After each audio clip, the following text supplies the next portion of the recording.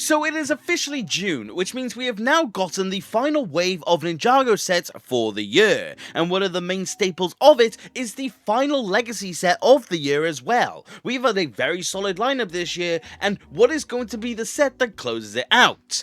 Oh yeah, another X1 Ninja Charger. Now, I have been extremely vocal about the fact that I have just not liked the look of this set whatsoever, but I've always had it in my head that I will still be picking it up on day one to make sure I can talk about it and also finish off my Legacy collection, because there are more benefits to it than just one. But I've officially now got the set in front of me today. I've built it up and I've had some time to look over it, and my opinion on it is certainly interesting. So what I'm going to do today is talk you through the X1 Ninja Charger, review this brand new set, and advise you on whether or not you should actually be picking it up, because it is a very expensive set at that, and the question ultimately is it actually worth your money?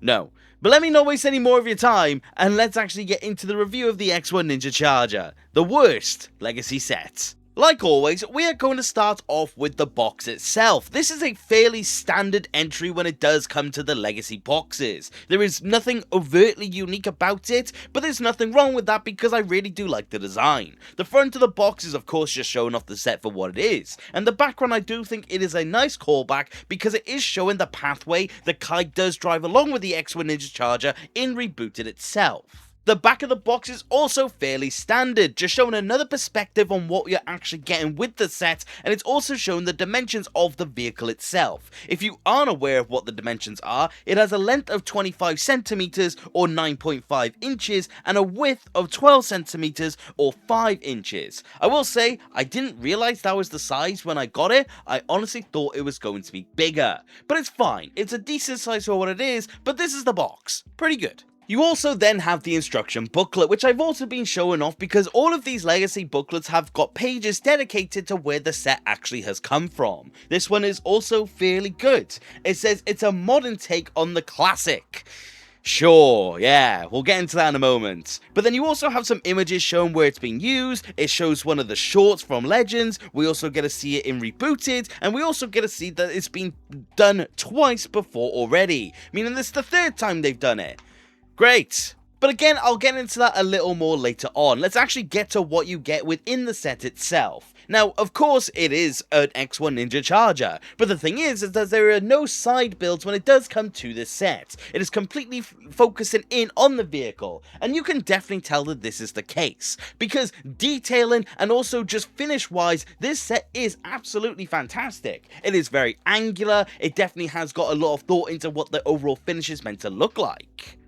It has got an extremely sleek looking profile. From the side you can definitely see that it's very much low to the ground. It's not overly tall, it doesn't have anything that makes it feel particularly bulky beyond the spoiler on the back, but that's what you essentially want when it does come to a spoiler. And again, like I said, going back to the side, you can see all of the sticker details as well. You can see it on the wheels, you can see the flame pieces, and you can even see where it says X1. Those are little details that I definitely love that make the set feel more alive. The back of it is also pretty decent looking. Like I said, you've got this spoiler which is pretty nicely put together. You then also have the backlight, and you also get this sticker that has a lot of bumper stickers on it. Again, you can see X1, and then you can see some other stickers that are in Ninjago. Now, I don't entirely know what they say, and I'm going to be perfectly honest, I didn't check, so whatever that is, could someone please translate it for me in the comments down below. But I do like that extra bit of detail. It's unnecessary, but it definitely is a nice feature.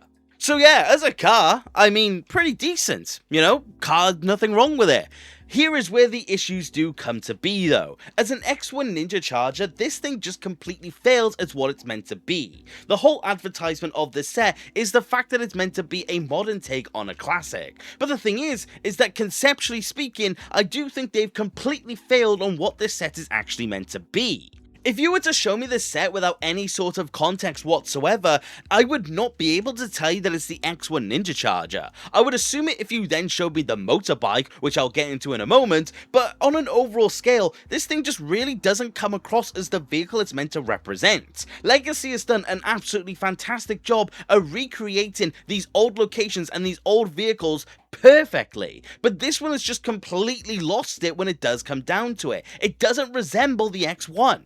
First example of that is the cockpit. One of the major things about the X1 is the fact that it was an open top. It meant to have this really stylized look that was really meant to represent some sort of cool looking car. And Kai definitely does take advantage of that, and there are scenes revolving around the fact that it isn't enclosed like Dareth in Season 5. But for some reason they've completely enclosed the vehicle and it just doesn't look correct whatsoever and doesn't resemble the X1 like I said.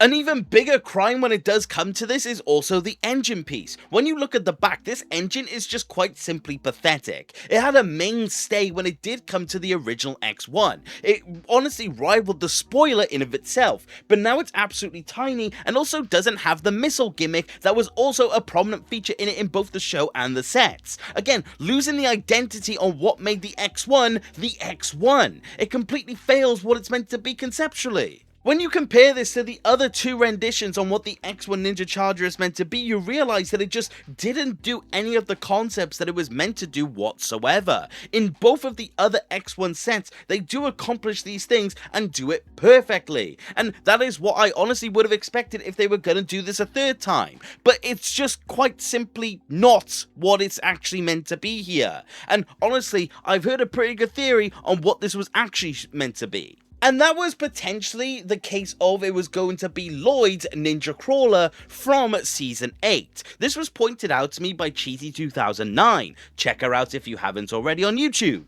But she has pointed out that there are so many design similarities between this X1 and the Ninja Nightcrawler, and it really does bring forward a fascinating case to this actually meant to be in something else. The front, for example, having that really angular feel, this looks near enough identical to that original Nightcrawler set. Also, the blades on the front also has a very striking resemblance. This is something that is also on the X1, like I said, but this just really strikes me as the design details that the Nightcrawler actually had. And the back, in terms of its shaping, also does do that. It has that feel of, it has a spoiler, but it also feels condensed at the exact same time. Again, if you look back to other versions of the X1, including the model within the show, you realize that the X1 is a whole lot more pronounced than this. But this does match up quite nicely with the Nightcrawler. It really does bring forth this case that it was meant to be Lloyd's, and they changed it to a Kai car, because for one, Kai's set sell, and also Lloyd already had a set in Legacy.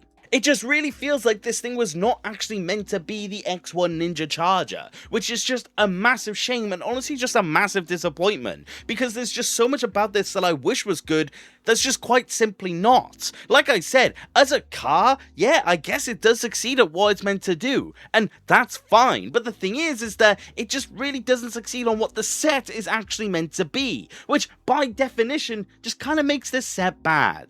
Now let's actually get into the only other feature about this vehicle that I haven't covered yet, and the only thing about the X1 that has made itself over, which is the bike deployment gimmick. Of course, like every other X1, the front of the vehicle lifts up and the bike is deployed, and in terms of the gimmick at its base level, it does do it pretty well. The spring-loaded gimmick is actually fairly strong and the car goes out fairly quickly. But the thing is that, again, I feel like they just didn't do this properly. The entire front of the vehicle comes up, but the vehicle doesn't hold itself up.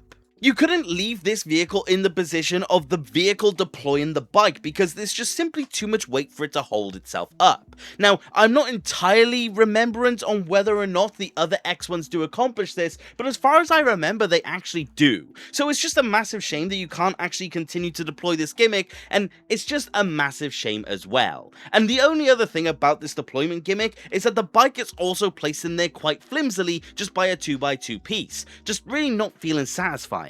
And then you actually have the bike in of itself. It's an extremely simple build that just feels like it's actually missing something. It's not bad, and of course it had to be fairly simple to fit into the vehicle, but it really does feel like it's actually missing something. I was even initially wondering what way is actually meant to be forward on this vehicle. But the thing is that whilst it's not bad by any stretch of the imagination, it just feels like it's just lacking imagination at the exact same time. Nothing that actually stands out and actually makes me want to mess with this version of the bike. So in terms of this vehicle itself, it really does just feel like on an overall, whilst it's visually cool looking, as soon as you look at anything about this set beyond just a quick glance at it, it really does just start to fall apart. Again, as a Kai car, it's pretty cool, that's fair enough. But the thing is that as an X1, like I said, it just fails. It just doesn't do what I want. It's missing key features, and the features it has still got, it just feels very underwhelming. It just doesn't work. But I can't believe I'm about to say this, the minifigure selection of this set is honestly debatably worse than the vehicle. We have got 3 minifigures to go along in this set, which just feels quite low for the price point as is, but I'll go into the price of it later.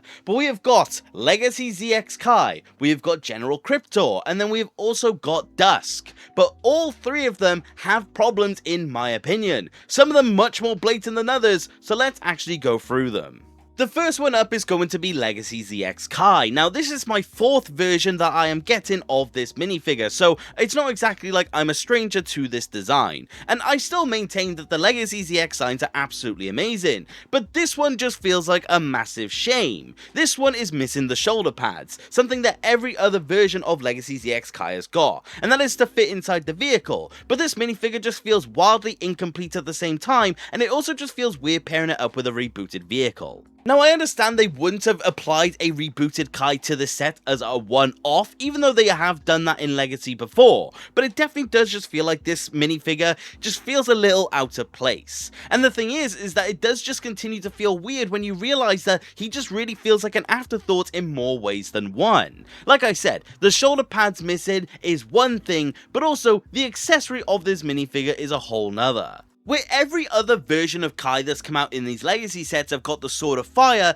this one just comes with a regular gold katana. And what adds even more insult to injury is that within the instructions of this set, it doesn't even tell you to give Kai a katana. It literally doesn't even tell you that he has an accessory. You have to get it off of the box art, which is just really annoying. Why doesn't he have the Sword of Fire? Or why can't he use the Season 11 swords that is on the vehicle itself? Again, just really strange. So whilst inherently this isn't a bad minifigure by any stretch of the imagination, it just feels so uninspired. I just wish there was something more to it, and the fact that this just feels so bland is honestly just making it feel worse to me. If you don't have Legacy ZX Kai, then yeah, this is an alright way to get your first one if you are getting this set. But if you have gotten a Legacy ZX Kai anyway, this is just by all accounts an inferior version, because every other instance of him in Legacy is just simply better.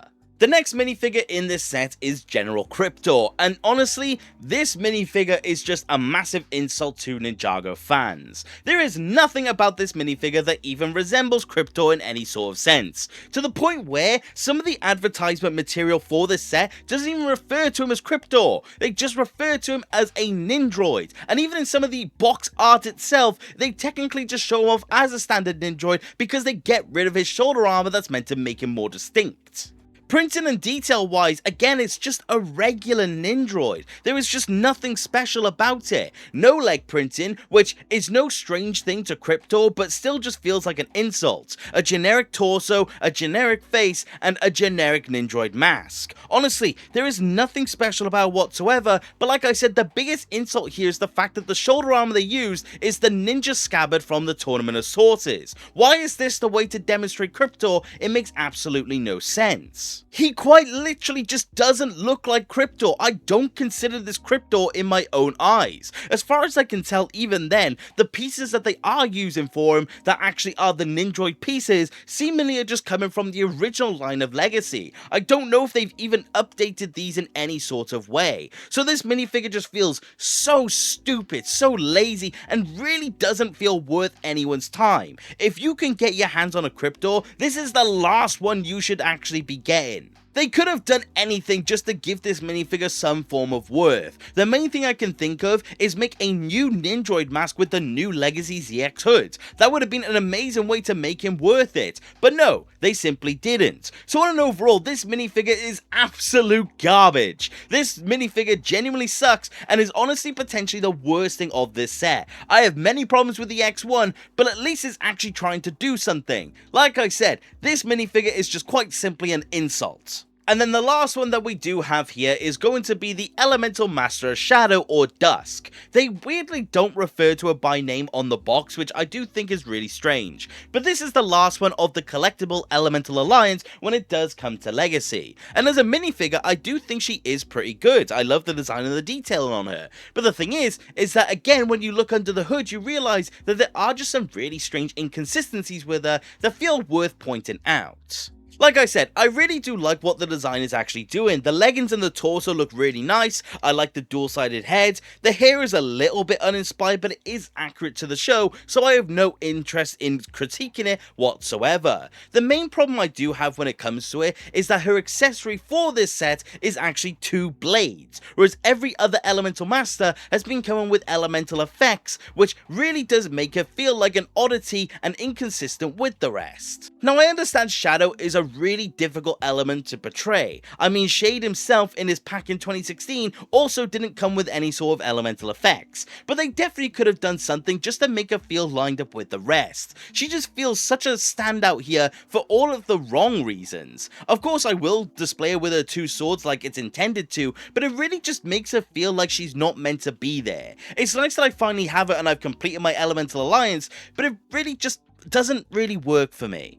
But she is definitely the best minifigure of the set, and honestly the best aspect of this set for me, because that sword comment is just a very minor nitpick. I'm very glad I've got her. I don't think she justifies the entire set though, but again we'll get into that in a moment. But she definitely is the best part and the most positive aspect for me when it does come to this Ninjago set on an overall. She definitely does earn a place within my collection, and she will most definitely earn her spot in yours if you are after these minifigures specifically. But that is everything that the X1 Ninja Charger set does have to offer, which now brings us into the overall and the recommendation. Being the final entry into Legacy, is this worth being put into your basket and being a part of your Ninjago collection? Well, honestly, that is a very difficult question to answer, but it's also extremely not. This set is honestly an interesting case and definitely feels like the most complicated one of the entire line. This set retails for £70 within the UK, or I believe $80 within America, and it also comes with 691 pieces, so it's a very high price for the piece count that it is asking for. And honestly, with that considered and with the thoughts I have about this set, I just simply cannot recommend that you pick this up for yourself. If you can get it for half off at least, maybe then it will be worth your time, but I do think as it currently stands, this set has failed in my eyes. Like I said, to go over it once more, the set itself as a car, it's fairly cool looking, but it just fails as an X1. The only thing that remains, like I said, feels incredibly flawed. The minifigure selection is an absolute joke in my opinion. There's just not really much here unless you're interested in Dusk. But if that's what you're interested in, I would simply recommend you buy Dusk separately on a site like Bricklink. Honestly, she doesn't justify the full price. So unless you are in a desperate need to actually complete your Legacy collection and have every single Legacy 2026 offering, I would just suggest you skip it. If you want a Kai car, they released the Kai car alongside this one within Dragon's Rising. And in terms of price, in terms of minifigures, in terms of overall appeal, I really do think that one beats out the X1 Ninja Charger. I really do think this one just has a really weak ending when it does come to such a solid lineup of the year. And it's honestly just a shame to see. But I think with that, I'm going to pass it off to you guys. What do you think of the X1 Ninja Charger? Do you like this set? Do you think I've been too harsh? I would love to know what you think. Are you picking it up or are you going to skip it? I would love to know because I do think it's fairly interesting. But as for me, I think I just have too many things to say about it that really does stop me from liking it. But thank you very much for watching the video and I do hope you enjoyed. And if you did, please consider subscribing. I love discussing Ninjago with more people. And if you do want to support the channel any further, which you do not have to, you could always become a channel member and join the legends that you see on screen. Each of you, your support means the absolute world to me and I truly cannot thank you enough. But like I said, that's about it for today and take care. Okay,